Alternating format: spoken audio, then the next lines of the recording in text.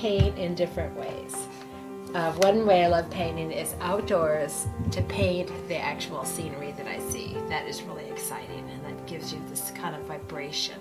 And then another way is maybe to paint quick sketches that I've done outdoors with oil paints or with pencil, and then to bring them indoors so they're a little bit more abstracted and they're coming more from me rather than me comparing to the landscape all the time.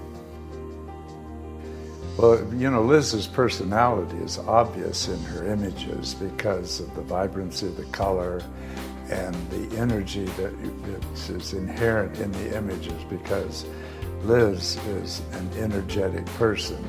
I wouldn't say she's hyperactive, but if she isn't, she's right on the border. And of course, it takes someone like me to identify someone like that, because I'm on that border as well. Sometimes the things that look kind of muddy actually give you a lot of depth and richness because they're made up of all these complementary colors that you've been playing with. So they'll go with everything because they're part of everything.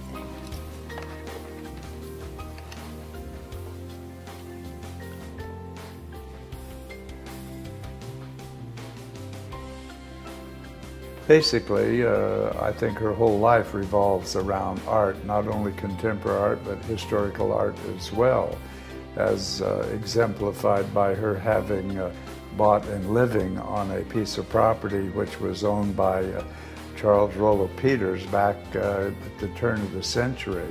Liz has restored it in a very faithful way, and she went one step further when she was rehabilitated Monet's garden.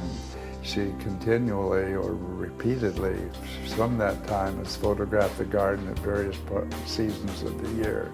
And today she still practices photography. Her photography today is more like, shall we say, painterly photography. She composes an image photographically, and then she alters that image on the Polaroid print with an instrument like a toothpick or whatever, and then in a painterly manner she then alters that photograph even more, and so I guess you might end up calling it a painterly photograph, as opposed to someone looking at a photograph and says, oh, that looks very painterly. Liz's are painterly photographs. Around this area we have so many beaches, and there'd be places where I could paint outdoors where not only was the weather changing and the light changing, but even the way the ocean and the rivers moved, that the landscape would change in a couple hours. And so you'd have to work quickly to capture something.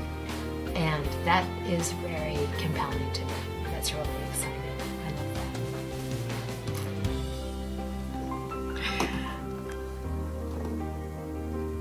But one of my really important dreams to me is to paint really big and to paint abstract. And I don't want to show up in just like a little safe way.